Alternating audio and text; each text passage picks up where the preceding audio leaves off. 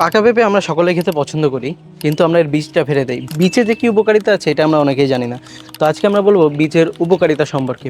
এটা কিন্তু আমাদের বিশেষ করে কৃমি সমস্যার জন্য দারুণ কাজ করে। যারা ওষুধ খেতে পছন্দ করেন না, ওষুধ খেতে চান না, তারা কিন্তু পাকা পেঁপের বীজ খেতে পারেন। সেক্ষেত্রে আপনার কৃমির যে সমস্যাটা আছে এই সমস্যার জন্য কিন্তু দারুণ কাজ করবে। এছাড়াও এটা আমাদের লিভারকে সুরক্ষিত রাখতে সাহায্য করে, আমাদের হজম শক্তি বৃদ্ধি করতে সাহায্য করে, আমাদের পেটের যে পরিপাকতন্ত্র এটা কিন্তু সুস্থ রাখতে দারুণ কাজ করে।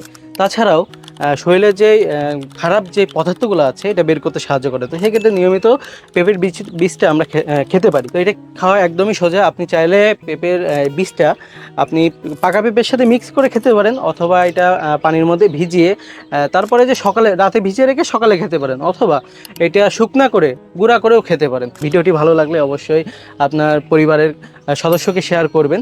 এমন আরও স্বাস্থ্য টিপস পেতে আমাদের ইকোরি পেজটাকে ফলো করে রাখুন। ধন্যবাদ।